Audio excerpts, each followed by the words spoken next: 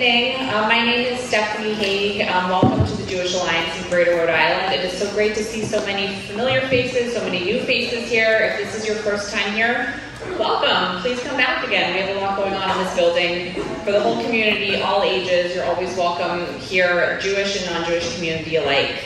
I know we have a lot of candidates, a lot of important information to get through tonight, but I just really want to briefly start by thanking our candidates. I can imagine this is a grueling process, and to just be this committed to the state of Rhode Island, helping us lead during some perilous times. I really just want to thank you all for trying to represent us and coming out here tonight. We have a lot to get through. I'm really going to try to get you out of here by 7 p.m. tonight. That's our goal. So, and I'm assuming our candidates will be able to stay around after some of them and talk with you if you have other questions to talk through with them tonight. I'm going to turn it over to Rabbi Sarah Mack, who's going to be moderating tonight. Rabbi Mack is the senior rabbi at Temple Bethel, amongst many other things. And we're very lucky to have her here in our community, so I'm going to turn it over to her. Thank you.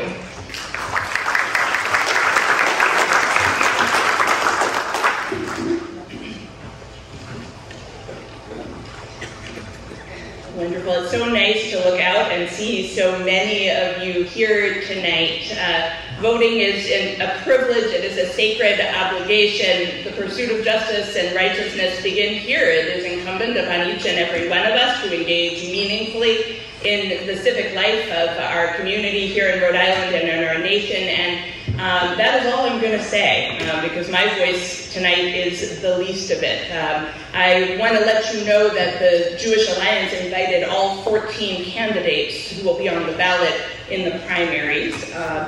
We didn't hear back from all of the campaigns, but are grateful for all of the candidates who do join us this evening. We know that each and every one of you, excuse me, in the audience today is passionate about our community, our nation, and about many issues. And we won't be able to cover each and every one of those issues and topics. We encourage you to speak to the candidates after the formal program to learn more about their positions, visit their websites, but we decided to focus today's questions on those of particular concern to the Jewish community and those with whom we partner regularly. So this evening we will be asking 4 questions. 2 minutes allowed for each candidate's response. In the front row, we have Emma Newberry and Carissa Hill, who will be keeping time. And Emma and Carissa, maybe you can show our candidates the signs that they will see. You'll get a 30-second reminder and a stop reminder. And the order of responses have been randomly selected per each question. So you might notice candidates responding in a different order each time. Unfortunately, we will not have time for rebuttal or crosstalk amongst the candidates this evening. And finally, I just want to remind those of you who join us in the audience this evening, your role in today's forum. We ask that everyone maintain civility and decorum as befits this space. In the interest of making the best use of the limited time we have available to us, we ask that you remain silent through the event. No speaking, no clapping, no cheering, and especially no jeering. Anyone who violates these requests will be asked to leave the program. And so with that, I think we are ready to begin.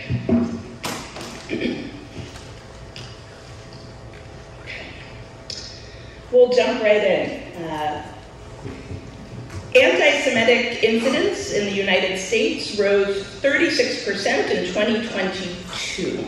It is the 3rd time in 5 years that the tally of harassment, of vandalism, and assault against Jews because they are Jews has reached a new record high. Locally, 41 incidents of anti-Semitism were reported to the Jewish Alliance between July 1st, 2022 and July 1st, 2023, I'm sorry to say. This does not include incidents that were reported directly to law enforcement or to other agencies such as the ADL. We are also seeing a rise in hate crimes against other communities, anti-Black, anti-Muslim, anti-Asian and Pacific Islander, and anti-LGBTQIA+ crimes. Bias and discrimination is on the rise. If elected, our question for you this evening is, what specific policies would you support to address the rise of anti-Semitism specifically and hate crimes more broadly? For this question, we begin with Senator Sandra Cano. Good evening, everyone, and thank you so much for having us here. This morning I was just here with my son, with the baby, rock the baby, just like I enjoy the time here every Tuesday. I would like to say that as an immigrant, I have lived under the cloud of bias, and I do understand the struggles of our communities when are under attack. I would say as a legislator, as a state senator, I was very proud in my first year to support strong legislation such as the history for the Holocaust in our schools. And I do believe that it's important to continue having a strong policy that not only educate people about our horrible history, but also prevent these type of crimes. It is scary that in the state of Rhode Island, we do have groups, and just in this district, I think, these groups were dropping propaganda in the east side across the state to recruit members to make sure that they commit crimes against our people. And it is not only scary, but it's important that we do a lot of those, call them out as they are. And it is important also that the hate crime legislation in the state of Rhode Island, I know it's strong, but we do have a strong voice at the national level.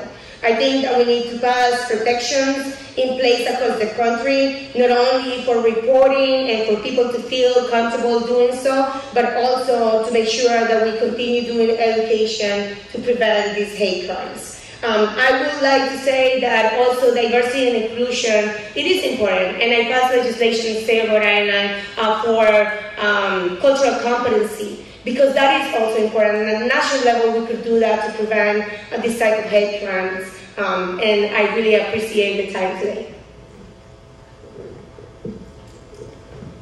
Thank you very much, and it's great to see so many folks here. I think we start off with the most important question of the day, and we need to confront the reality that here in Rhode Island, across our country and around the world, anti-Semitism is real, and it's on the rise.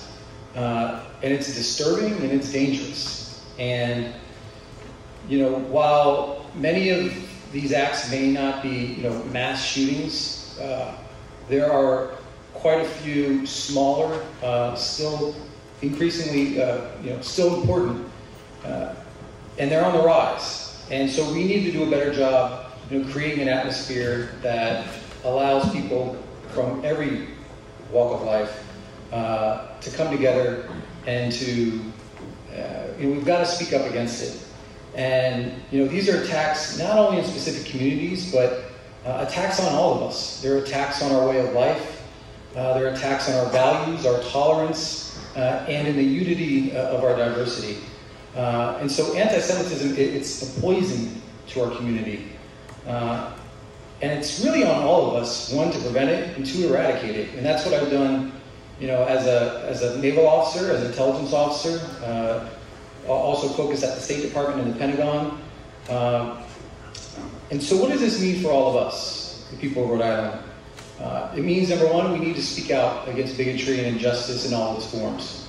It means, we need to heed the lessons so we don't, repeat the past.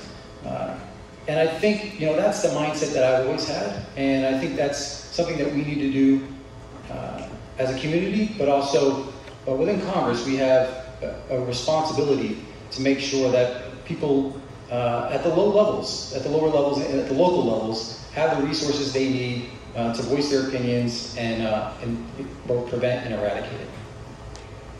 Thank you. I'm going to remind our candidates to say your name before, not everyone can actually read your name tags, and for those who join us on Zoom. So, Walter Berbrick, thank you for your words, and Senator Anna Quezada. Good evening. I'm very happy to be here. Thank you for putting this together and give the opportunity to you to know us. I think it's been 3 incidents in the United States. Please. Your name. Anna Quezada, Senator Anna Quezada. It's been 3 incidents in the United States that really increase hate in this country. And we have to say that it's 9/11. When 9/11 happened, the hate against Middle East people started to happen. Then when Donald Trump ran for office, hate started to grow in this country because he was so open talking about immigrants, talking about people of color, talking about people who was handicapped, and many other people with disabilities. Then another incident, COVID-19. When COVID-19 came, everybody started hating about Asian. Then I really think that those are things that have been happening that we would never forget these 3 things that I just mentioned.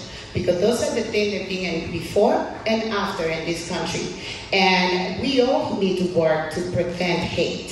And, I would definitely will do everything under my power when I go to Congress to put more resources and to educate community. We as a parent have to be careful what we set in front of our children. Because hate don't come out. You don't get up this morning and say, I'm going to be hating everybody. This is something that people feel more comfortable in this country now, since those 3 events happened in this country, to be against anybody who don't look like them, who don't have the same religion, who are maybe different people of color, and we all need to work together. In Congress, we need to make more strong our law to be a felony when people go against anybody else because of race, because of religion, because of color. And I think it's something that we all need to work together to prevent and to educate our children to this thing happening in our country. Thank you.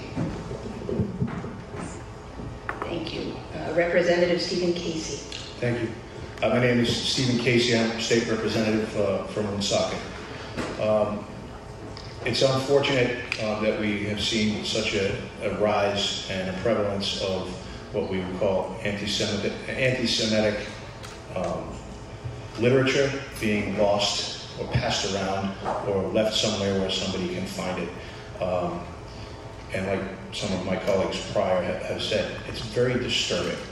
I believe that, Rhode Island was created on the idea and notion of religious freedom and the ability for us to govern ourselves in the way that we see fit. This is a direct attack on a specific religion or culture, but it's a direct attack on everybody, because when it starts small, it gets the ball rolling and it gets bigger. And like I said, I think there's a prevalence in media that the media has increased, and we see things happening across the United States. It's a little bit of its own pandemic, and we really need to try and control that. And by controlling it, I think we could deal with some federal legislation and more stricter laws regarding anti-Semitic acts, hate crimes. I think that is a relatively simple solution. I don't think that it would be a partisan thing. This affects everybody. I think we can get bipartisan support. The problem with our country is that we're completely divided. So we need to come together and agree that this is a problem and start to make things happen in a different way. Thank you. Thank you. My name is Sabina Matos. I'm the Lieutenant Governor for the state of Rhode Island. This is a question very important, actually. I believe the last time I was in this room, we came together to respond to yet another instance in which hateful messages, anti-Semitic messages were distributed around Rhode Island.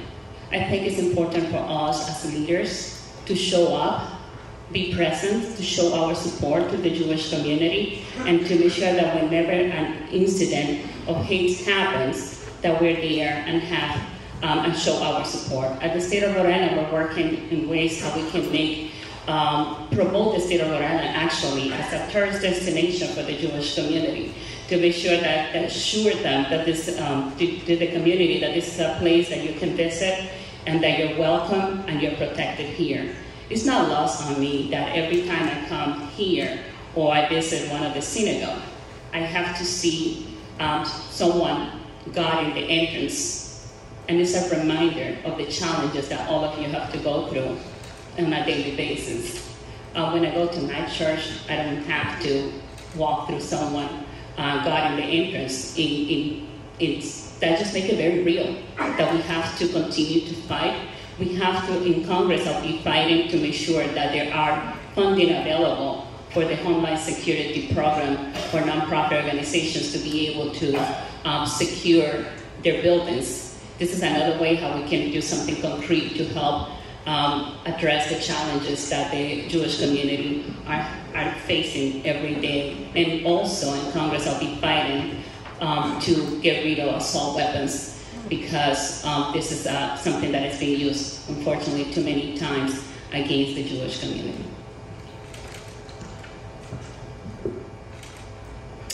Hi, good afternoon, Stephanie Beauté. Thank you so much for being here. So when I was a little girl in Brooklyn, I grew up in an Orthodox Jewish community. My mom thought it was very important. One, the school system was actually a lot better. But two, it was really important that we knew more about our neighbors in Brooklyn.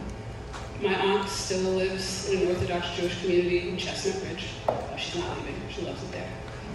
But the values that my mom instilled in me was about the importance of diversity, the importance of actually spending time to learn about different communities, and not just relying on hearsay and the words that we hear other people tell us. And so I've been fortunate to take that on in my own personal life and to instill that in my 5-year-old daughter. That we spend a lot of time, traveling and even going to places like Argentina or visiting places like Cuba, so we can really get to learn about the customs and culture of people. And you find that we have a lot of things alike. Ignorance, though, plays into those hate crimes. It plays into the way that we treat people and how we attack people.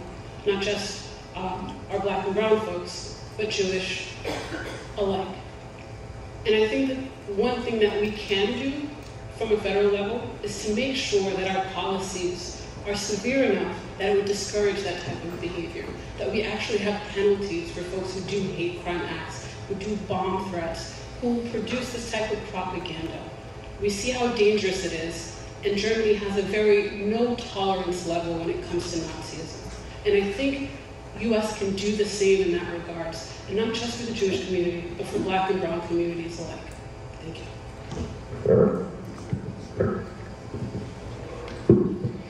Thank you all for being here. My name is John Goncalves, and I just want to remind everybody that Jews account for 2.4% of the US population, but are victims of 63% of religious motivated crime.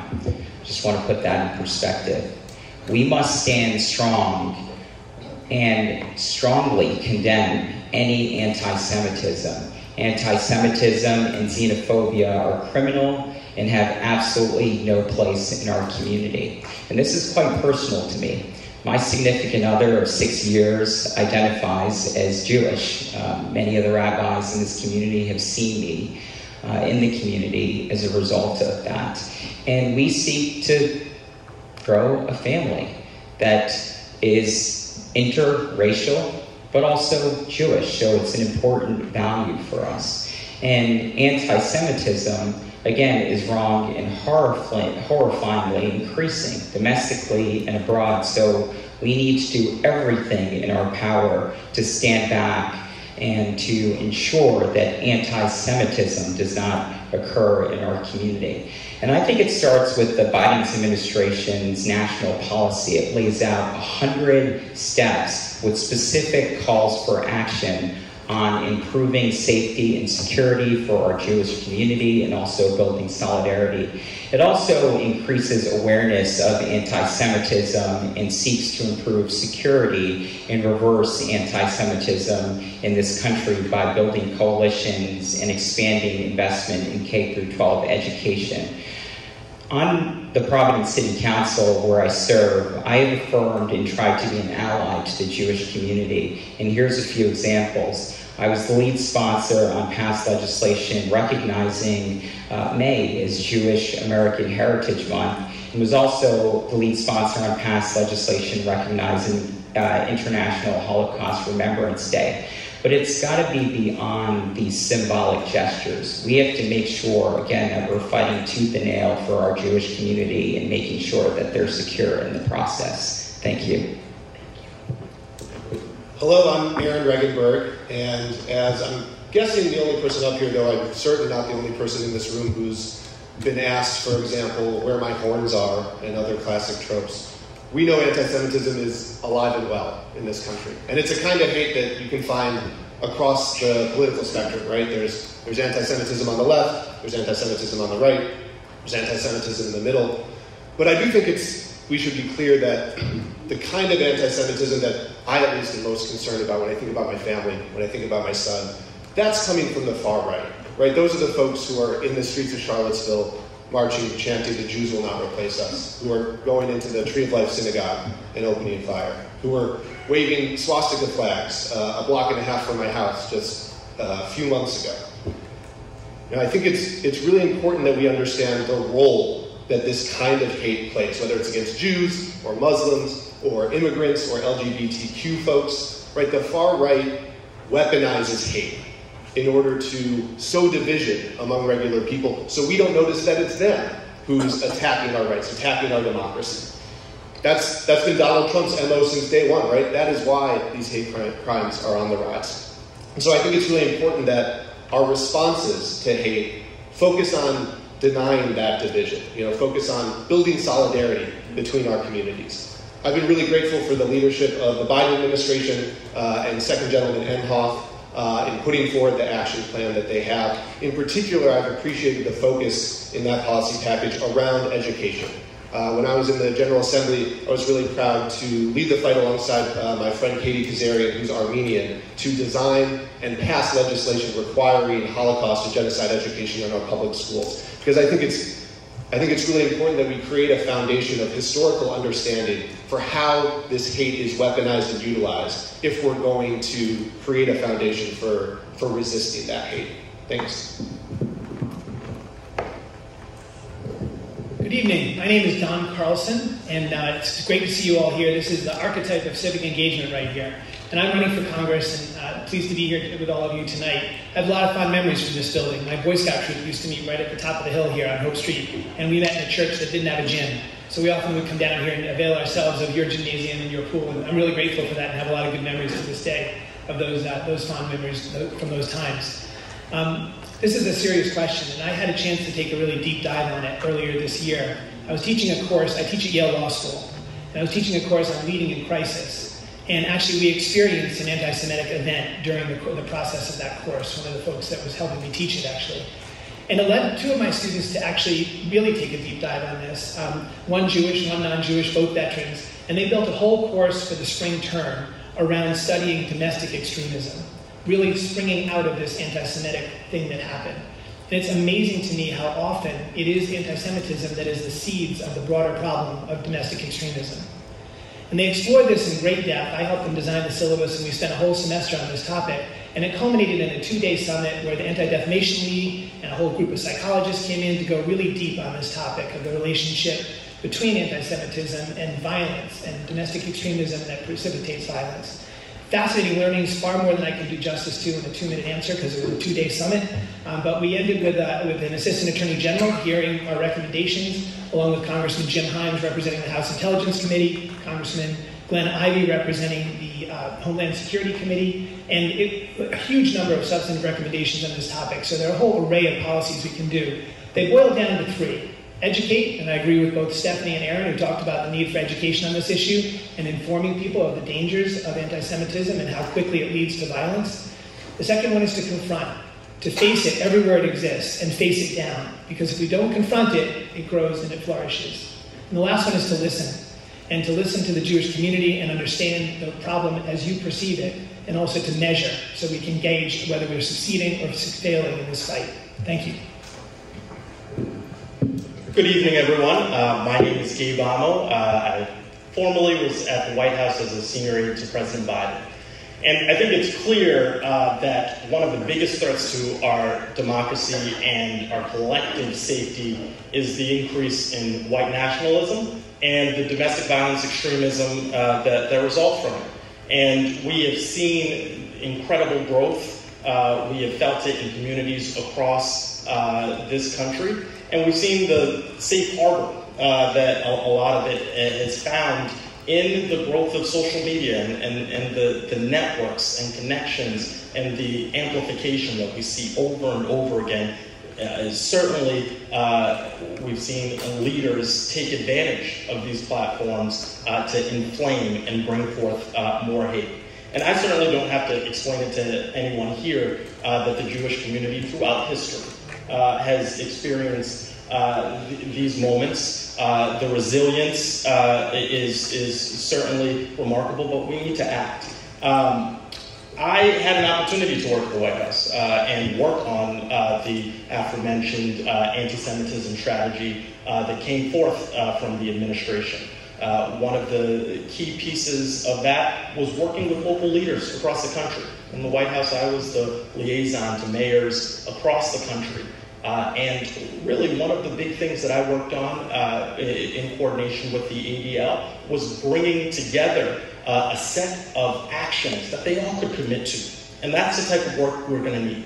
The legislation from the federal level, we need to focus on education, as you've heard from some of the other candidates. We need to focus on security. That is critical. But then we also need to call to account a lot of the big tech companies who have a platform that certainly provides a lot of good for us, but we also know how much it affects us negatively.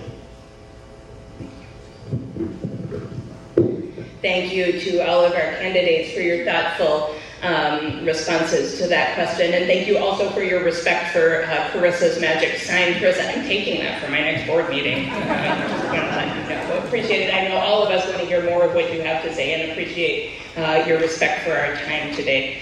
Our next question is on the topic of civility. A poll in February 2021 excuse me, found a powerful consensus across political affiliations that the nation needs to move beyond the destructive divisiveness that plagues our politics. If elected, what policy issues would you work on across the aisle to build broad consensus? And we begin this round of questions with Regunberg. Well, I'm of two minds on this issue, and it sounds like these thoughts might be in conflict. I don't think they are. On the one hand, I have not given up hope on the potential for bipartisan action and progress on certain specific issues. And I think we need to look no further for evidence of that than David Cicilline's leadership on antitrust, right? He founded the House Antitrust Caucus. There's two co-chairs of that caucus. One is progressive champion David Cicilline. The other is MAGA extremist Ken Buck from Colorado. And David was able to build that relationship and understand that this is someone who has concerns with big tech and work with him to develop some real bipartisan energy around taking on a critical set of issues. So I think it is really important that we are constantly looking for opportunities to build relationships, to find points of commonality with folks that we might not agree with on anything else, but you find that one area where you can move forward together. Having said that, I also think we need to be very clear. The Republican Party today represents an existential threat to our democracy. Right? These are folks who have plotted a coup, and the coup plotters are still in office, despite what I would read as a pretty clear prohibition in the 14th Amendment against folks who've engaged in insurrection maintaining public office in this country. You know, that they are actively planning to interfere with the 2024 election. And that is not something that you can reach across the aisle and try to partner with, right? That is a threat that we need to fight. that we need to stop bringing a knife to a gunfight and use every tool at our disposal to stymie a corrupt Republican majority's attempts to influence the 2024 election. So again, those thoughts might seem like they're intention, but I think that we can walk and chew gum at the same time. We can focus on building relationships, finding points where you can move forward together, and we can commit to you bringing every ounce of energy and strategy that we have to the fight to take on this larger structure of a Republican Party that is rapidly becoming a death cult.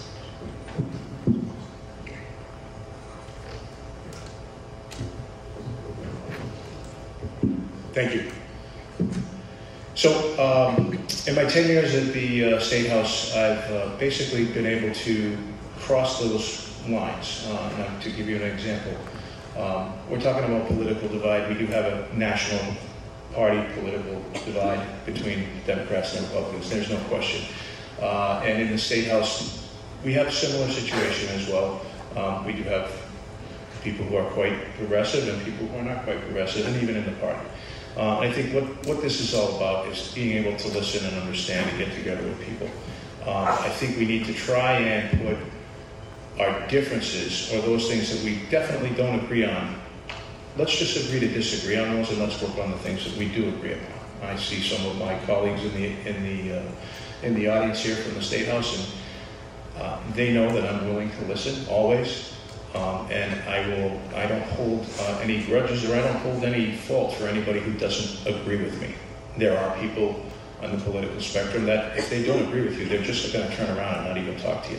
And I think that type of divisiveness and that type of an atmosphere does nothing for us in the long run, and I think it holds our country back.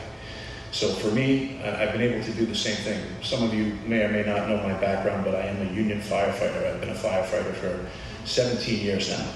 I am 54 years old. I had an entire life of 18 years of financial services and operations management before I became a fireman. But I have had the opportunity to enjoy the support from the business community as well, because I've been able to bring those two groups of people together, basically who have absolute competing interests, and be able to find common ground and compromise. And everybody's not always happy, but when we're getting together and starting to work on things, and we have to all start somewhere. And I think that's the real key. And I've been able to be what I would call the glue in the relationship for that. And that's what I think I can bring to Congress. Thank you. Thank you so much for this question. I think it's always important to find common ground, and that's what I've done as a councilman at the local level, where I pass critical legislation, working in collaboration with my colleagues. But I'm also a 4th grade teacher, and I teach at the Wheeler School. I spent a lot of time here, like my friend Don, as a kid in the JCC, and I just want to say that I love Rhode Island. And if you really love Rhode Island, you will work with folks across the island to make sure that you can bring resources, federal resources, back to this state. And why this is so critically important to me in particular is because I grew up in a single-parent household. I grew up in poverty. Racism, discrimination isn't theoretical for me. This is something that I've grown up with my entire life. And I'm proud to have gone from Providence Public Schools to Brown University. But my story shouldn't be the exception. Washington, as we all know, is broken.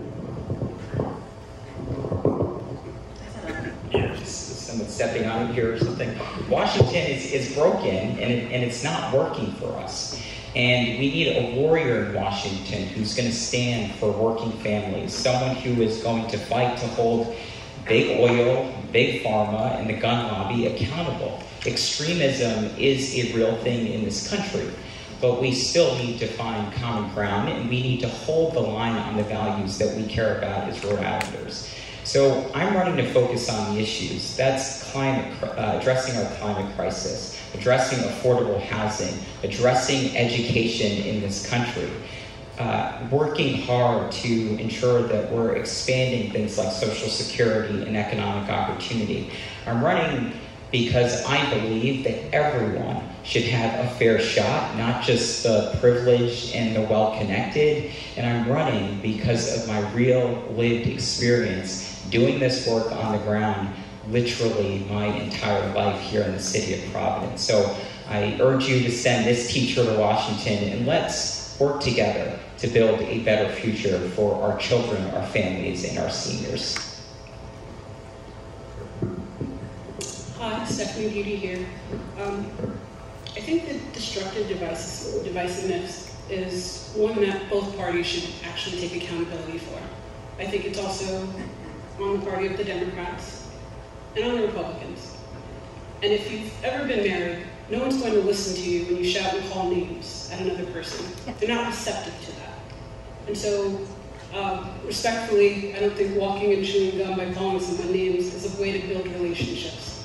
I think we build relationships and bridges when we can accept that we have a different perspective, but be aligned on really coming to a common ground in how we want to work on and fixing something. And that's something that I've done my entire life. If anything that I've been fighting with was with the state when I was looking for more funding for folks with developmental disabilities. That was a fight, but that was a fight based on data. This is why I need it, right? And so now we have a common ground of why I think that I need more support services for a particular individual. So that is a constructive dialogue based on logic and reasoning, not on emotion, not on flares, not on gaslighting. And I think that when we really look across the aisle, we see human beings with a common pain point, but with a different way to resolve that. And I think listening and not hearing, really listening to what someone has to say and responding from an empathetic portion, and then using data as part of that constructive dialogue is a way that we can build bridges that doesn't have to be on party lines. We talk about investing in small businesses. That's something that can go for a Republican town as well. When we talk about education, that's for our kids. That's both Democrat and Republican. And so I think that the only way that we fix that is truly by sending a breath of fresh air. I don't think we need more politicians in DC. They're really good at fighting. They're really good at pointing the finger. And the only way that we change that is having a neutral person to speak. And I beat your stop sign. Sandra Cano here. I'm the only candidate in this stage that have had the legislative experience at every level of government, from the school committee to the city council to the state senate. I'm currently the chair of the Senate Education Committee. Why does that matter? Because I have been able to not only gain a lot of broad support throughout the district, from Goncalves to Newport, and with people that don't necessarily think like I do when it comes to policy. So it is important to have the right attitude, the right experience, and also the leadership skills to be able to deliver for Rhode Islanders. I would say that I am very proud to have passed legislation bipartisan at the state level, that I wouldn't think I would be able to do it. We do have a big tent in Rhode Island, even with the Democratic Party. And I would say that the way that I do convince my colleagues is everything about being able to build relationships, but also with data and with facts. Cover all kids, for example. It is a legislation that I was able to pass bipartisan and put it in the state budget. And how do we do that? With data. We were able to look and see that it costs $12 million to pay, like, at the end we don't cover kids, but $3 million if we cover the kids up front. And I was able with that data have bipartisan support and make sure that we do that. The same thing that I did with healthy meals for all kids in Rhode Island. We passed it in the Senate. I've been able to sponsor it since 2018. And we passed it with bipartisan support because for me it's about building relationships and making sure that people understand why it's important. I want to bring that level of experience to the national level. The division, it is tremendously, and I think that we need someone that has been able to be effective at all levels of government. And I have been able to get support from mayors, from state legislators, from school committee members, from regular Rhode Islanders that talk to me about the importance of building our democracy by talking to each other, building relationships, and make sure that we find common ground without compromising our values. And I'm ready to do that in Congress. Don Carlson again. I love the way you introduced this question, Rabbi Mack, talking about how people are tired of polarization and tired of being pitted against one another. This is a strategy, and I think one of my colleagues just mentioned this, that this is a strategy that a minority party uses to fight a majority party. Because make no mistake about it, we represent the majority party in America. The demographics are on our side for the future, and they know that the only way that they can win is to splinter us and to pick on issues that divide us. So that's a really important notion here. But I talk to people every day when I go door knocking, and I'm reassured to see some familiar faces that have opened doors for me in the last few weeks. So nice to see you out there. Hi. And one of the things that I hear all the time is how tired people are of this polarization, the bickering, the infighting, the inability to get things done. We need to change that. And the way you change that is to take the folks that are at the fringes and put them outside the dialogue. Put them at the fringes where they're most happy. There are a whole group of people in Washington right now who are using the House of Representatives as a stage set for their own personal reality TV shows. And they're doing that so they can raise money nationally and develop a national following. We need to ignore those people and put them on the edges. And when I do both hands, I do mean both hands, because I think we have a few on our team as well. You just heard one of my colleagues call this, say that the GOP represents an existential threat to our democracy. Labeling a whole party that way and talking about it as a gunfight is only going to increase polarization.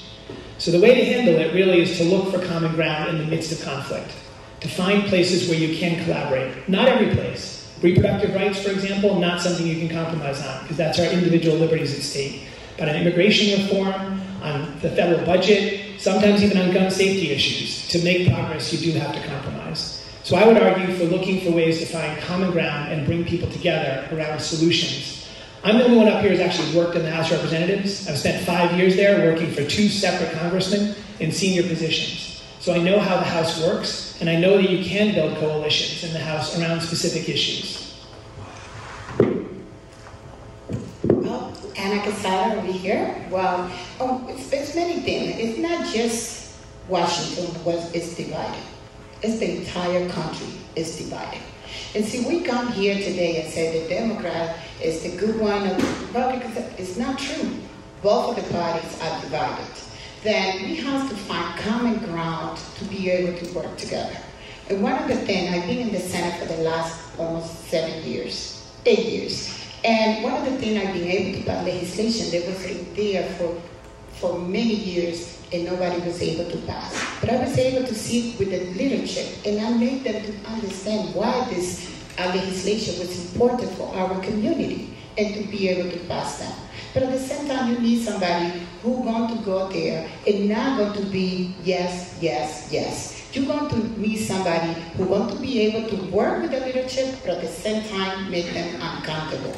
Not to say yes to everything just because you want them now to endorse you, but to be able to work with them, but at the same time make them accountable. And that's one of the things that I've been done since I've been in the Senate.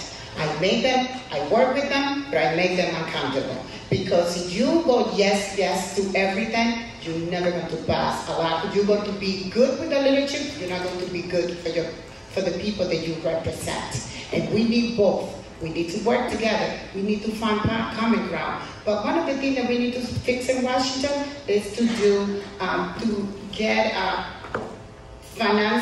campaign finance reforms. Why? Because they make so much money and they're so much into how much money I get that they get themselves into the lobbies, and they listen more to the lobbies than they listen to the constituents. And those things need to be changed. But we need to find common ground, we need to communicate better, and we need to find, okay, I stop there, I don't like to go over. I'm part of the Judiciary Committee and we have a clock too.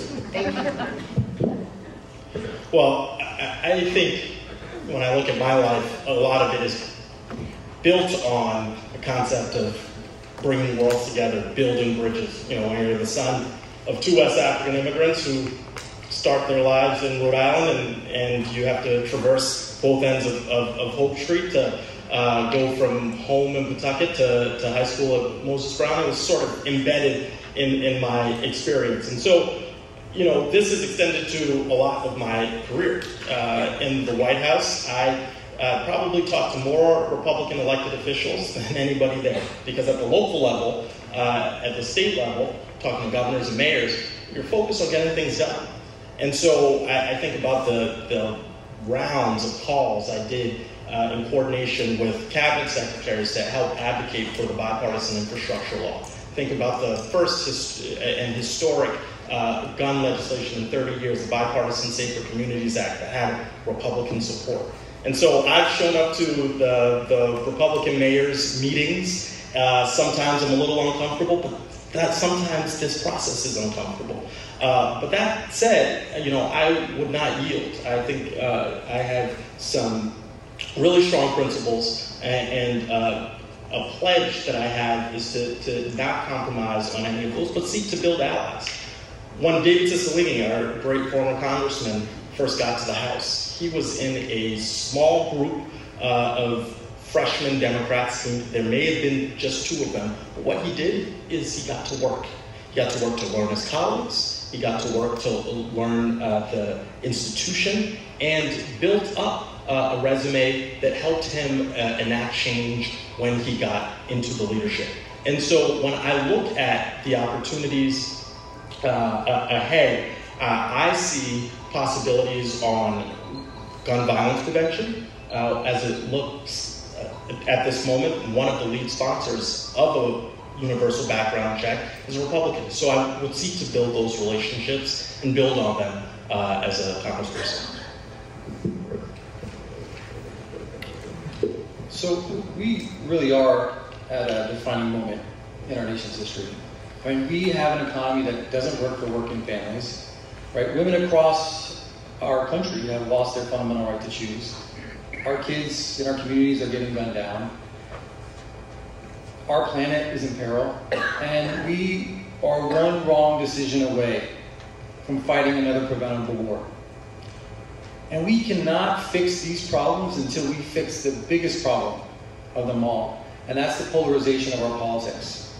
And I resigned from 15 years of federal service without a paycheck, without personal wealth, without corporate PAC money, because I can no longer watch President Trump and right-wing extremists rip away the very freedoms and values and democracy that I spent 2 decades defending.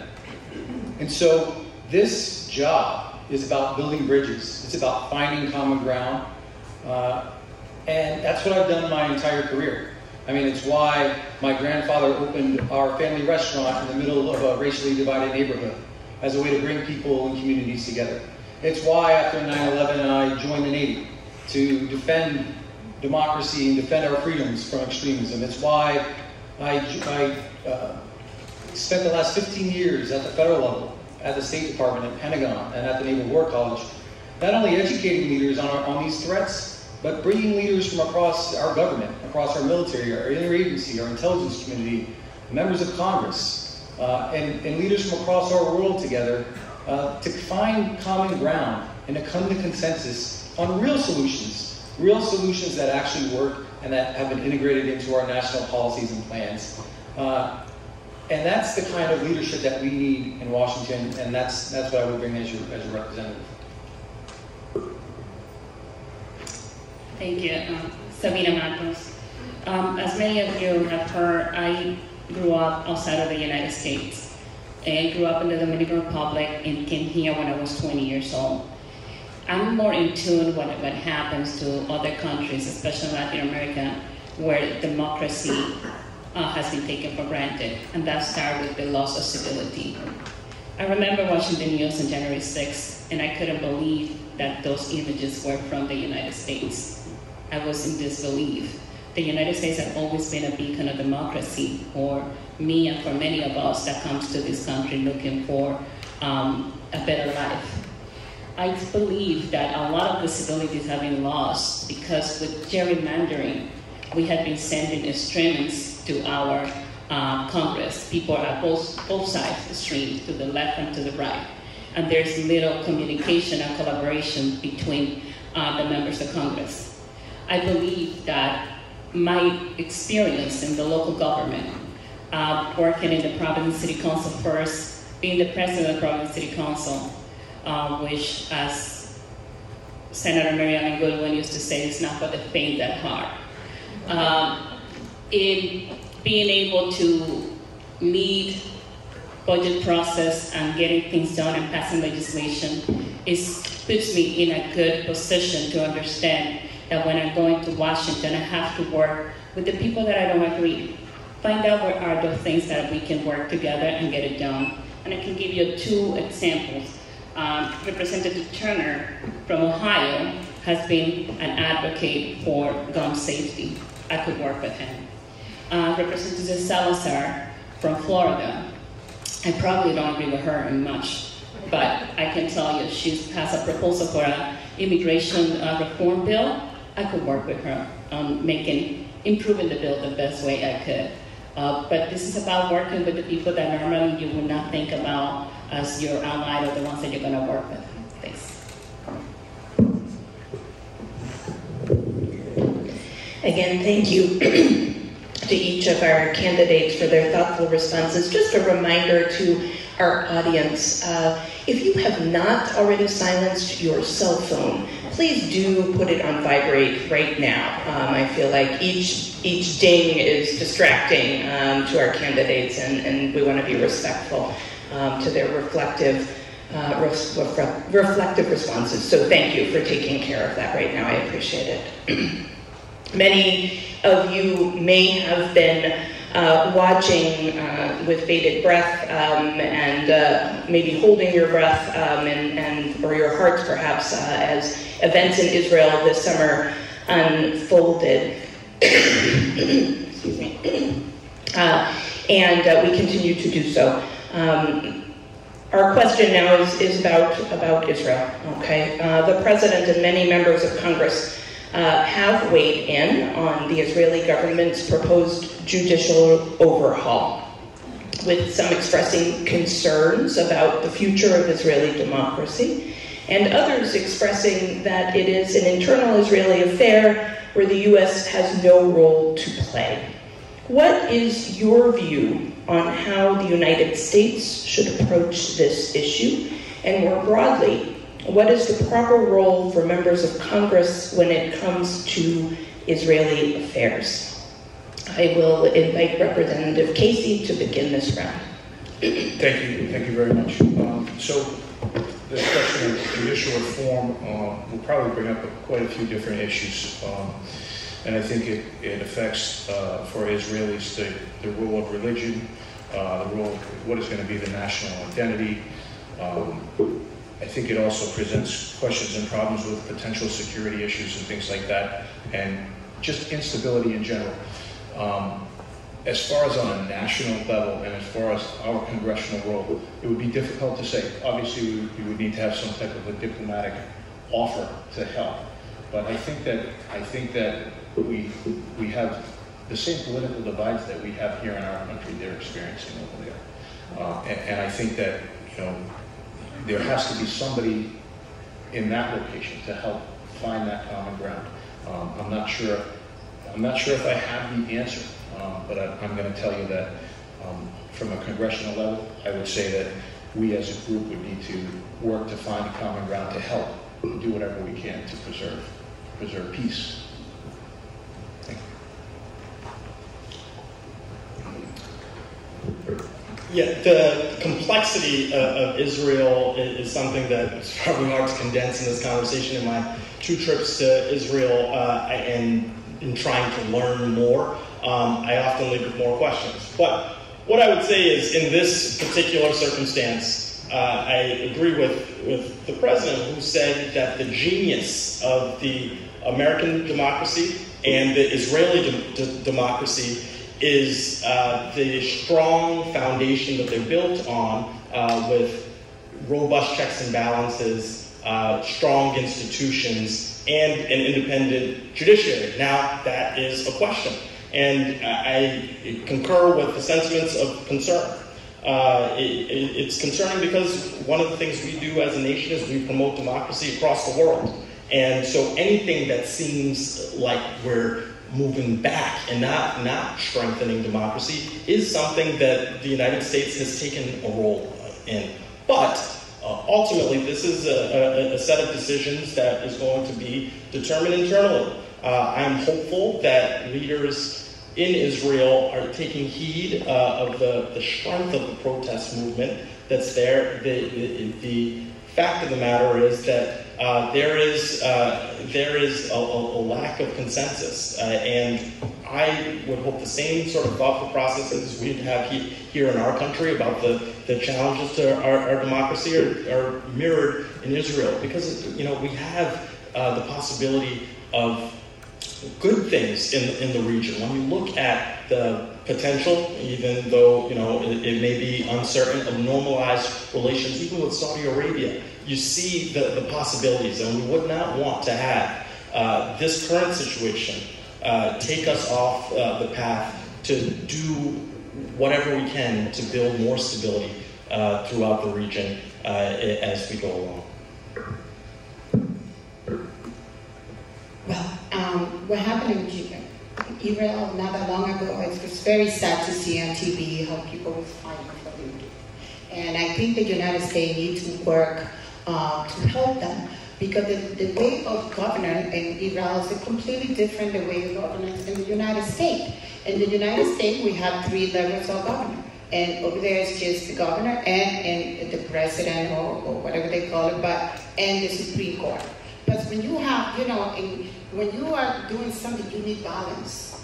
And what's happening here in Israel right now, we don't have a balance. Everything going to one side because they changed the Supreme Court. Then I think that's wrong, and I think the United States need to find a way to work with them to replace and to have that level of government.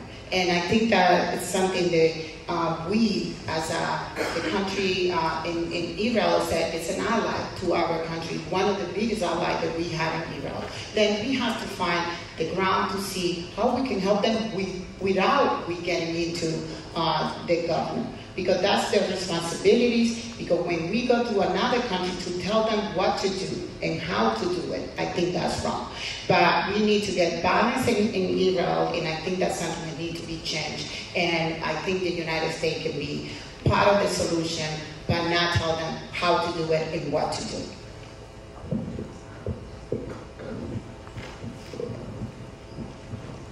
These issues are personal for me. My aunt and uncle and cousins live in Israel.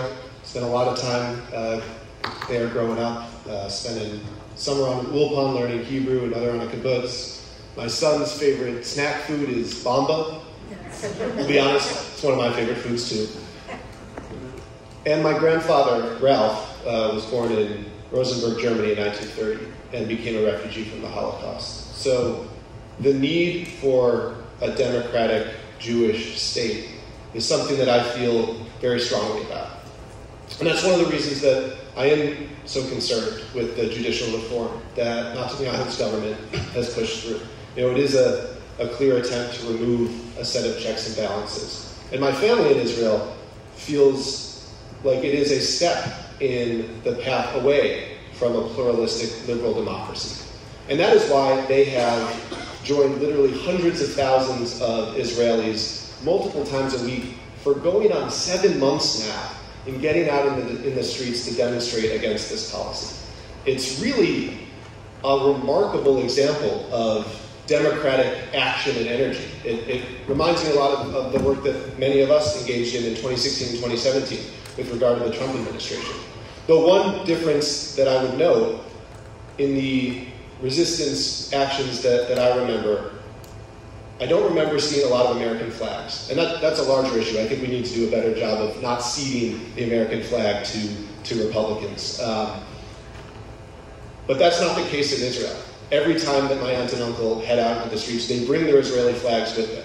Because they're not going out to condemn the nation of Israel. They're going out to fight to push the country that they love to live up to its ideals and standards and values. And that's something that I think we can all do with recommitting ourselves to as well.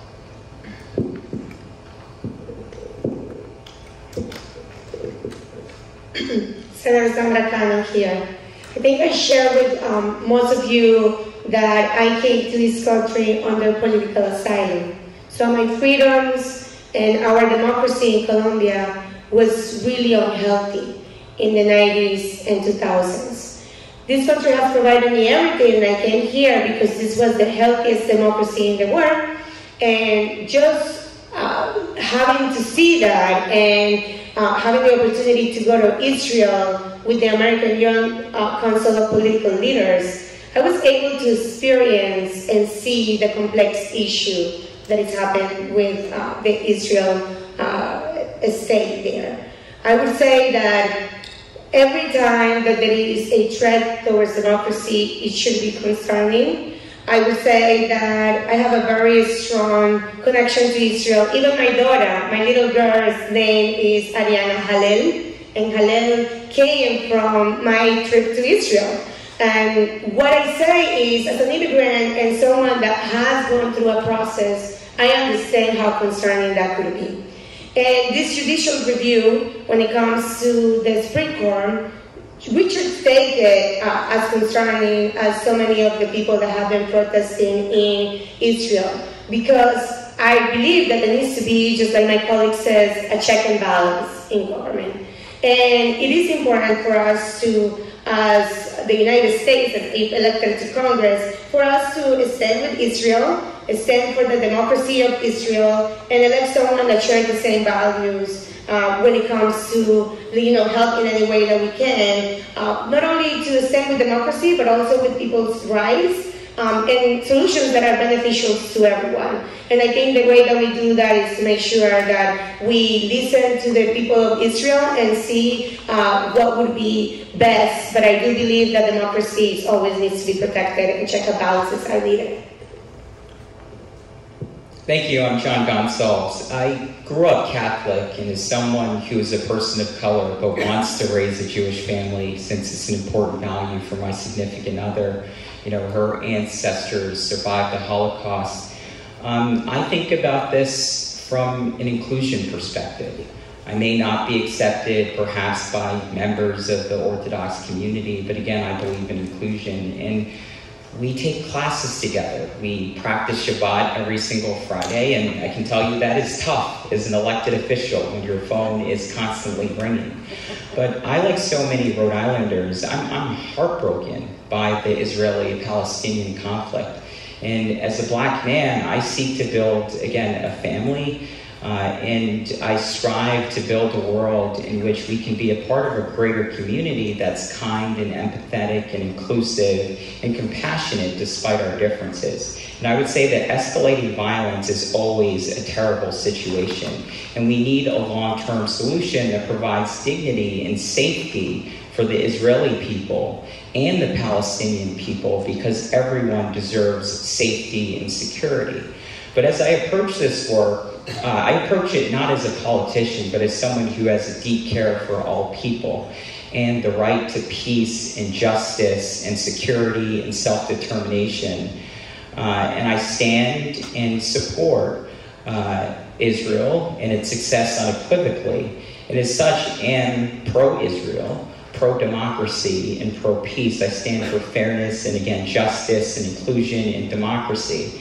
And as such, Netanyahu's anti-democratic judicial coup, as well as unjust, overt racism, and any right-wing fascism, for that matter, should be held into account. And it's not anti-Semitic to criticize a leader or a government policy. We can do this, and we can stand firm on our values and be pro-Israel and supportive of our Jewish friends and neighbors at the same time. So I just want to say that condemning Netanyahu's actions is not condemning an entire country and people, which is an important distinction to make.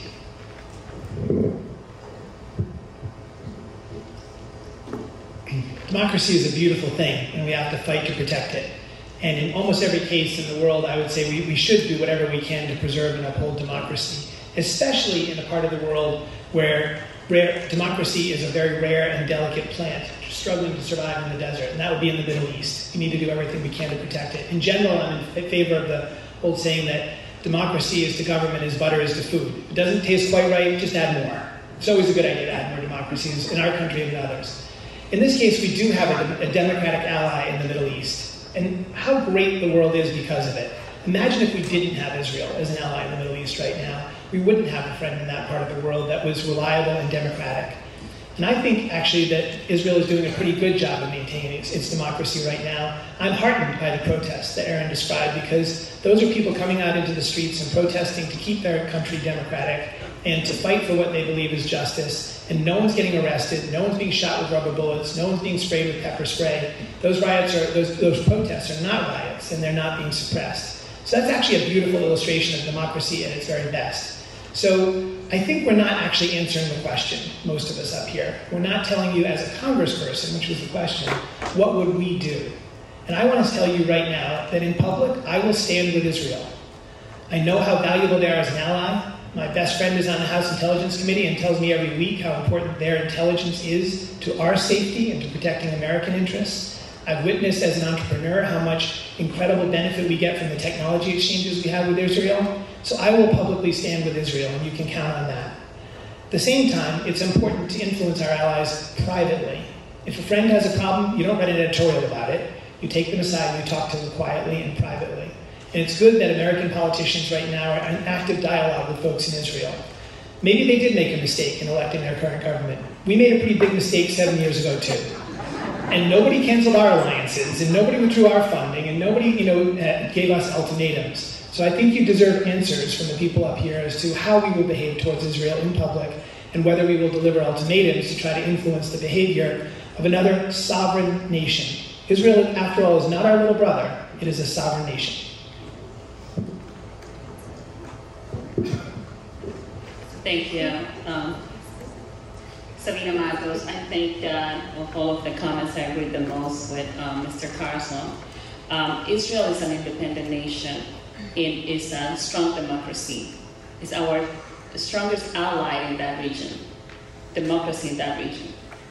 And you're asking the question what we would do as a member of Congress. A member of Congress will make sure that we stand with Israel, we protect the independence that they have, and the strong democracy, the strong allies that they are for the United States.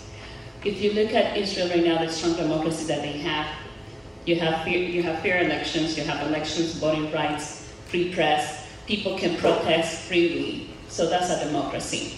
So I will stand with Israel the same way I have here in the United States I have been concerned with the streams. Of course I'm concerned to what could happen with the streams. But as a member of Congress, my job is not to criticize my allies in public. It's to work with them, to express with them the concerns that we have, but make sure that we continue to show our support. If we didn't have that strong democracy in that part of the region of the war, things could be even worse for us. There could be more terrorism coming out of that region. We can now wave on our support for our allies and the strong democracy that Israel is. I haven't had the opportunity to visit yet. I've been working on a plan with Avi Nevin and the Rhode Island Israeli coalition, which it hasn't happened yet, but I'm looking forward to seeing firsthand what it's like to live there and what people every day goes through in Israel. Thank you. Well, for the past 75 years, the U.S.-Israeli alliance has been built on a strong foundation of shared interests and values, and those values are bound by democracy, right? Bounded by free and fair elections, individual rights, bounded by a free press. And in any democracy, it should be okay to criticize another country's decisions, right? But that doesn't take away from the real important part, and that's, that the U.S.-Israeli alliance is ironclad, and the U.S.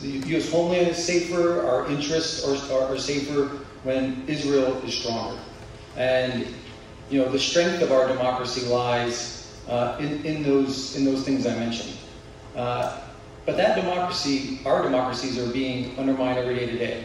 And so that's why in Congress I'm going to fight hard to lead any efforts that try to boycott or disinvestment or any sanctions against Israel.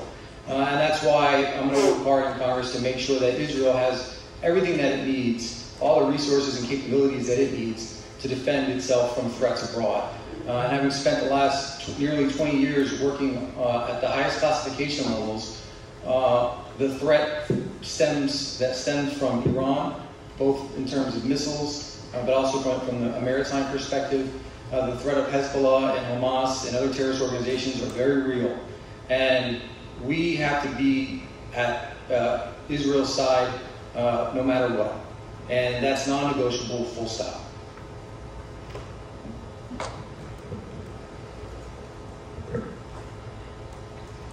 Stephanie Beauté here.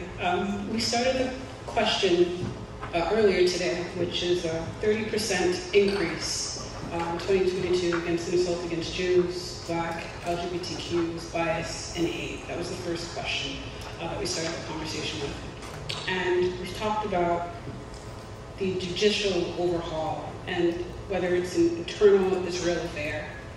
And although complex, I think of what my mom tells me about how close the Black struggle is to the Jewish struggle, and that long history of that fight, and how important it is to build relationships and to build coalitions.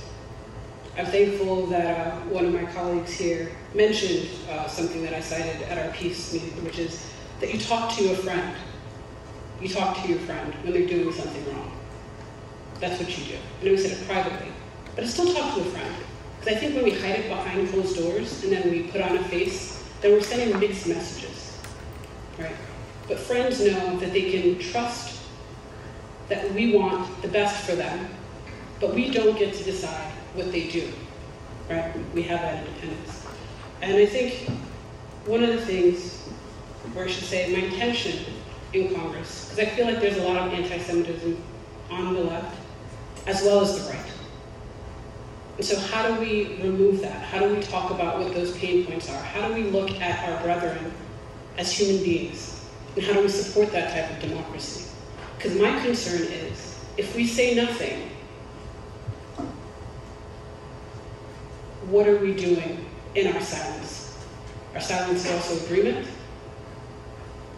And if we do something, then we're saying to other sovereign nations that we're going to impose. And that is not a place that I want to ever be in.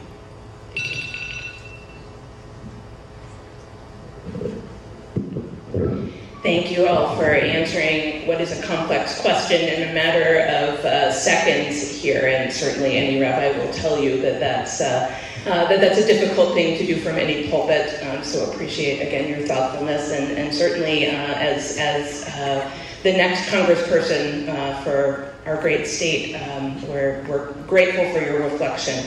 One last question as we wrap up our time together, and it's one that really does touch upon your priorities. What is most important to you policy-wise as we look to who will be our next congressperson, who will represent us from Rhode Island. We know that each one of you brings gifts and qualifications and expertise in a different way and from different backgrounds. We would like to know this evening, if you are elected, what 2 policy areas you are most committed to addressing and their impact on our local Rhode Island community. And we begin Walter Berbrick with this 4th question. Well, thank you for that. And, you know, for me, and what I'm hearing across our district really boils down into 3 things, but I'll focus on 2, and that's rising costs, rising division, which we've talked about quite a bit here today, and rising seas. And so, and my number 1 priority is building a strong middle class and lowering costs for hardworking Rhode Islanders. And I'm going to use every toolkit, tool in my disposal to do just that. Whether we're talking about lowering costs for hardworking families or small businesses, from the cost of products and services to housing and healthcare and childcare, the list goes on, right? And so it's, for all of us, we're really feeling it, and it's becoming harder and harder to live for today, but also to save for tomorrow. And, one of the big issues for me, and we've all been asked this quite a bit about, which committee would you want to serve on? And for me, naturally, the House Intelligence Committee, Foreign Relations, Armed Services, those all are really natural fits. But for me, I want to focus on what I think is one of the biggest problems that we're facing here in Rhode Island, and that's housing. And so being able to focus and serve on the subcommittee on housing, and eventually chair that so that we can bring real resources down here to the local level. And the second one is climate change, and it's something I've focused on my entire career at the State Department, at the Pentagon, at the Naval War College as an educator. And climate change is an existential threat to our environment, to our economy, our national security, and the future of our planet. And I've seen the impacts firsthand. And so that's why, we need a leader in Congress who understands the urgency of the problem, but also has the vision, the courage, the expertise, and the experience of actually doing something about it. And being able to bring leaders from across our government and the world together to mitigate those threats and to adapt to the impacts of climate change. That's what I've done my entire career, and that's what I'll continue to do as your representative in Congress. Well, as somebody who came from a Latin country, there's many issues that I would like to work. But one of them is the right for women, the right to choose. We need to fix that. Another thing would be climate change. If we don't have a planet, we're not going to have issues. Then we need to fix climate change in this country. We need to go back to be the leader on climate change. Another thing is housing. But most important is we have to put inflation down. It's no matter where you live. You live in the South Providence or you live in the East Side. No matter how much money you have, everybody's struggling today with inflation. That we need to work in inflation. We need to protect elderly, to make sure that the Social Security is protected, the Medicaid is protected for them. They have it's a way to come over here and say, I will do this. I was somebody who went to the factory, and I worked in factory most of my life. I was a welfare mom. I know what it is to live check to check. I know what it is to be in a low-income housing.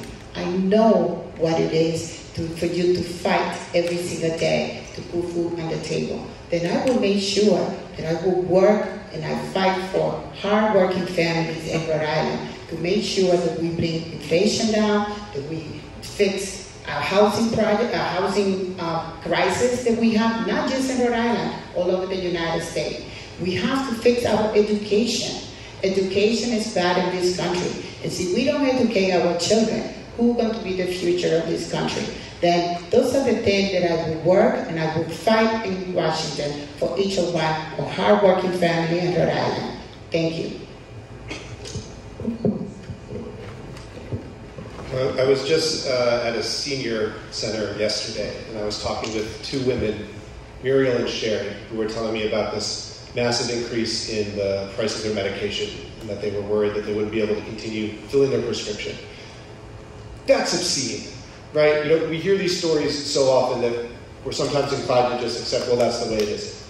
But that's outrageous, right? It is an outrage that people who've worked their whole lives, who've contributed so much to our communities, aren't allowed to enjoy their golden years and retire with dignity, right? That they have to scramble to get basic health care, while Big Pharma is raking in billions of dollars and using some of that money to protect their interests in Washington. And you can take that and expand it across so many different sectors and fields. We do not have to accept a reality where so many working people are struggling, while corporate profits are literally at record highs. And I think we need folks in Washington who are ready and willing to take on corporate power, even in fights where a lot of people don't think it's possible. I remember when I was first elected to the General Assembly, so many people said we'd never pass State days. Right? There are too many corporations, too many conservative lawmakers lined up against it. But we organized. That's how I got my start in politics, as an organizer. I founded an education justice org here called the Providence Student Union that brings young people together to push for changes in our schools. And so when we came up against legislative barriers, we organized. We brought workers and small businesses and unions together. We knocked on doors. I organized with my legislative colleagues, the folks I agreed with, and a lot of the folks I didn't always agree with, in order to move that forward, and together we got it done. And that's the approach I took to all the legislative fights that I helped lead, to increasing the minimum wage for tip workers in our state for the first time in 20 years, and creating new clean energy programs, and expanding harm reduction strategies for folks struggling with addiction, and beginning the fight to end long-term solitary confinement in our prisons. You know, in all of these fights, there were obstacles, there were barriers, there were entrenched interests, but we brought people together, we built coalitions, and we figured out how to get it done. And that's the kind of work I think we need to be doing in Washington. Guns and climate, those are mine. So those are what I hear people afraid of all the time. I just want to answer the question straight up. Some of you may have seen the new TV ad that we put up in my campaign this week about my youngest daughter being involved in an active shooter situation at her college. And that drove the question home for me. This was the week before I decided to run for this office. This happened. So this is a very real and present danger that I felt deeply in my heart. And I'm going to work every single day to get an assault weapons ban passed and make sure that we continue on the march to making our society safe from guns. It's a critical issue, and it's something that strikes fear into the heart of people as they walk into shopping malls and movie theaters and even places of worship and schools every day. So that needs to change right away. The other thing that doesn't need to change is the climate. That's the thing we need to keep a little bit safer. The last 25 years of my life have been spent building businesses to attack climate change, and really trying to figure out how we can use the capital and the resources of the private sector to tackle the issues of climate change, bringing the creativity and innovation and capital of the private sector to bear on those issues. And that's a really critical issue for me in that, these have been things from environmentally safe lithium mining to electrostatic motors to saltwater refrigeration to wind and solar power. Right now, we have an opportunity as members of Congress, if one of us is elected, one of us will be elected, to capture the leadership of that new industry, the offshore wind industry, and make Rhode Island the renewable energy hub of the Northeast. How exciting would that be for us to be a renewable energy exporter for the first time in our history? That would be a wonderful thing. And then we could build a whole ecosystem of sustainable businesses, like the ones I've built, using money from the Inflation Reduction Act to pour into Rhode Island to fund some of those businesses and start them up, and have that whole sustainable ecosystem built up together. That's really exciting. Now I'm going to cheat and also say education and reproductive rights, because I can't not say those, because those are really important issues too. And the last thing is, you have a choice. You can help. Your choice right now in this election, you can choose one of us who you see as an extremist warrior who's going to go to Washington and fight and find villains and sue corporations. Or you can choose someone who's going to be more of a builder. Somebody who's built businesses, who's built coalitions, and is willing to find common ground and to try to bring our country together. Because at the end of the day, there's a whole lot more that unites us as Americans than divides us.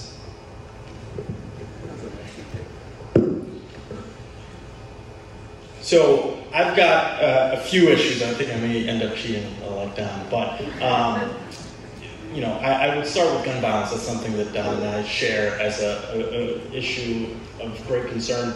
At the White House, I was the person who made a call to a mayor across America when they experienced an incident of mass violence, when they had a gun violence incident that required response from the federal government. And so having done that far too many times, I heard on the other side of the line often, when is Congress going to act?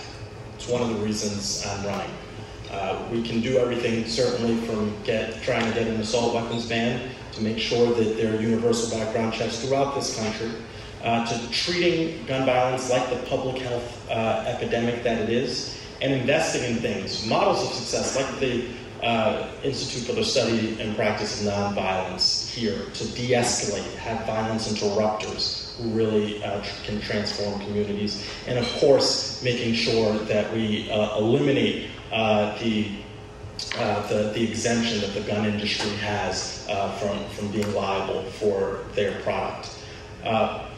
The second issue that I would focus on more broadly is the care economy, and that's inclusive of preserving Social Security and Medicare, and doing everything we can. I would sign on to a bill right now that is focused on lengthening the life of Social Security, but also our care economy workers, people like my mom, who's been a nurse in nursing homes, and making sure that those people are paid a fair wage, but that we also increase the pipeline of people who are working in that field.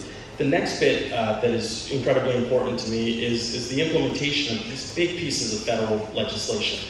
I sat in a lot of the rooms around the advocacy table and the implementation table, and making sure that Rhode Islanders get their fair share would be a top-tier priority of mine. And the last thing I would say is maintaining the effective constituent service that David Cicilline brought forth to so many of us. That is a paramount, because that's your interface with your congressperson most often.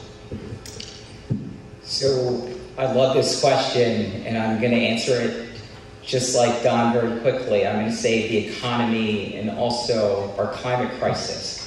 But when we hear about the people on the stage, I've actually been the person who's been implementing the stuff at the local level. So the $166 million that we received from the federal government, and my role as a councilman for the east side of downtown in the city of Providence, I've been implementing that. As someone who's chair of public property, I've helped to administer over $700 million in public school bonds. These are things that I'm working on actively, and that's going to help solve these issues. But when we go back to the economy, the fact of the matter is the Supreme Court has been stacked by Republicans that are trying to rip away our progress. And income inequality is the biggest issue of our day. I know people, constituents on the ground that I deal with, that live on $25 a month in our community. We need to address these issues, and we need to address them with real solutions, and that's exactly why I'm in this fight. This work isn't theoretical. As a teacher, when we think about gun violence, for example, I have to teach my students, my 4th grade students, about active shooter drills instead of teaching them about multiplication and division, and the list goes on and on. When we think about our climate crisis, we need to do everything in our power to make sure that we have a planet that's livable. Because if our planet ceases to exist, then so do we, and that's exactly why I'm in this fight. But I also want to share that our campaign is about putting people first. We've raised over $150,000 in small grassroots contributions from people all across the state because they believe in our vision. We're not being inflated or funded by super PACs or Washington, D.C. money or special interests, because we are beholden to you, the people. And that is an important distinction in this race. So I encourage you to visit our website at johngforcongress.com, and I hope that I can earn your support on September 5th. Thank you all.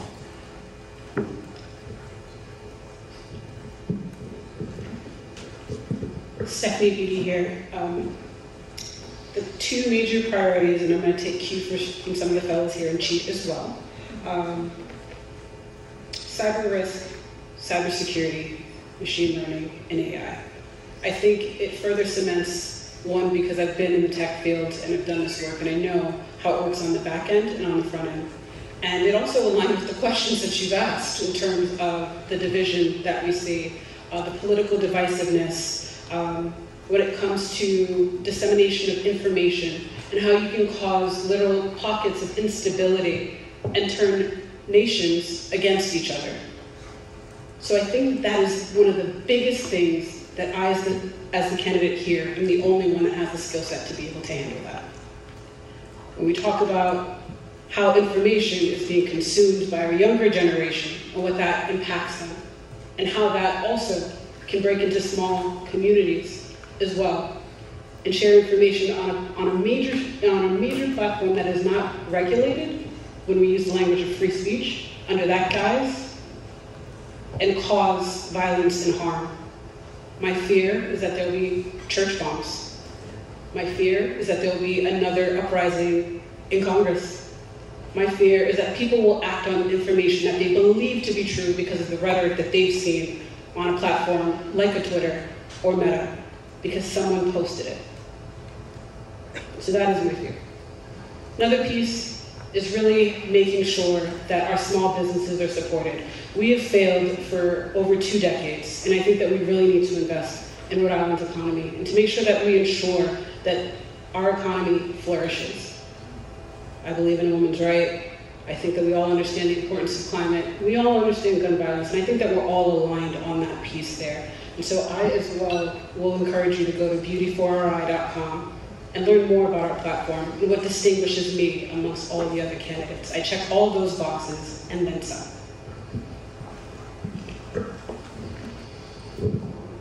Thank you, Stephen Casey again. I'm going to talk about two subjects, but I'm going to try to jam everything in there without doing a commercial. So let's talk about gun safety. I'm a 17-year firefighter EMT in the city of Woonsocket. There's nobody who works harder to keep people safe than I do. I believe that we need to keep gun crime, limited gun crime on the streets. We have to look at the bipartisan Safe Communities Act that President Biden has championed. This is legislation that puts more officers on the street. It creates provisions for more safety in the schools, more resources for the schools, and it talks about mental health for the children. Okay, that's the first thing I want to talk about. Secondly, I think we need to have some reform with foreign aid. Now, I agree that the United States is a superpower and we should promote democracy and defend democracy throughout the world. However, I don't think there's a sufficient accounting of where all this money is going. I would like to have that happen in Congress. I would like to find out where are we spending all this money. Because my idea is, let's take 10% back. Let's have a government matching program to take 10% of whatever we send overseas for foreign aid and bring that back to the United States and address the issues that we have here. The issues of homelessness, food insecurity, substance use disorder, senior services, and let's take care of our veterans. I think we need to take care of our people at home first. We're all driving around today. I don't know how far everybody drove, but I saw people begging on the street. It's unacceptable. We need to really focus on taking care of things that happen here at home first. We're going to be in a much better situation, and then we can take care of everybody else. I'm Stephen Casey. I hope you can vote for me on September 5th. Thank you very much. I'm asking for your vote. Thank you. Sabina Matos. So there are several issues, many issues, but I have to say that gun violence is at the top of my list. Make sure that we finally are able to pass a ban on assault weapons. It would be at the top of my list of priorities to work on. Another issue that's very important to me is a woman's right to choose, right to abortion. I believe that as a mother, I cannot leave my daughter a world in which she's going to have less rights than I did. And this is the way how we're going right now. We are fortunate that here in Rhode Island, the General Assembly approved and we advocated and it was passed to codify abortion rights into our law. But there are other states in which right now a doctor has to call the lawyer before they're making a healthcare decision. And that's the reality, unfortunately, throughout our country. And we have to make sure that we send people to Washington that are going to be not apologetic about fighting for a woman's right. And that's what I would do. I'm also, as many of you have known my work around housing, I advocated heavily last year to make sure that of the ARPA funding, the state of Rhode Island allocated $250 million for housing. There were many competing interests, but to me, housing was crucial.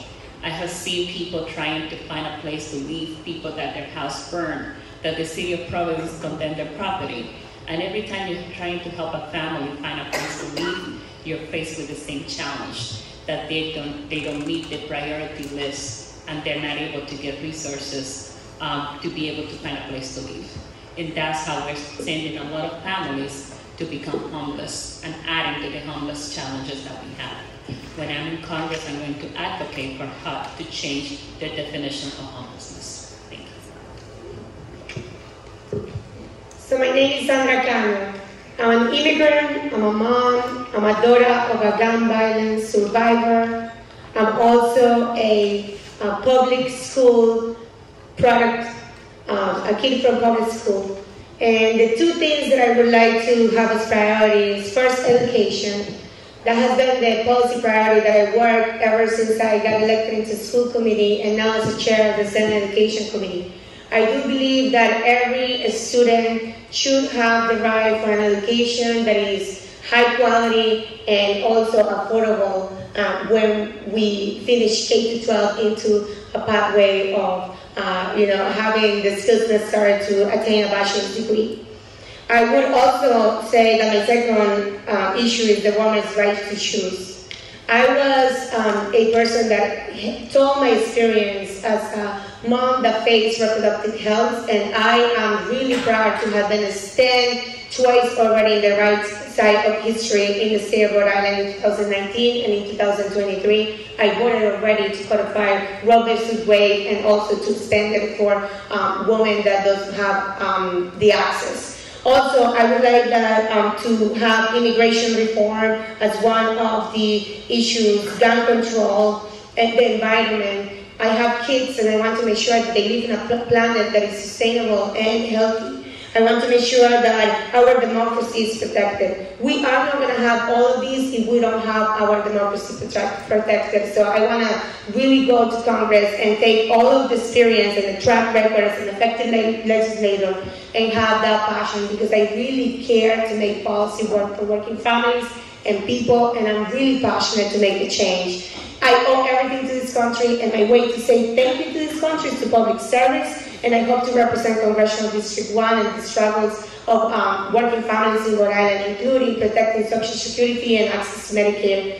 I want to make sure that you give me the opportunity to represent you, and I hope that I get to talk to you at the end of this about my priorities, and I thank you so much for this forum today. Thank you.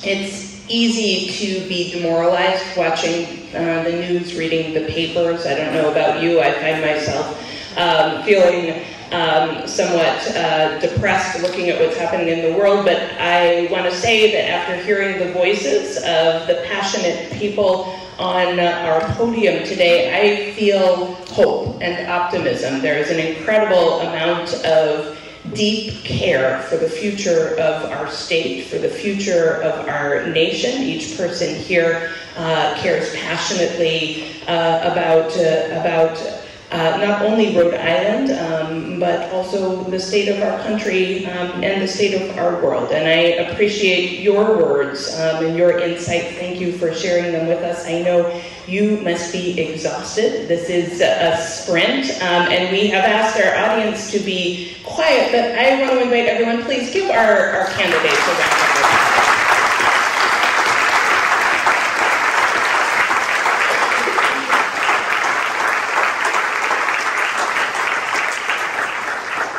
This is, in fact, what democracy looks like. It's something that I pray we never take for granted, and as we, as voters, choose leadership for this Congressional District 1, may we not forget our own responsibility to work as partners with our elected officials. It is also in our hands to ask good questions and work together to repair the world, and we pray that it is so.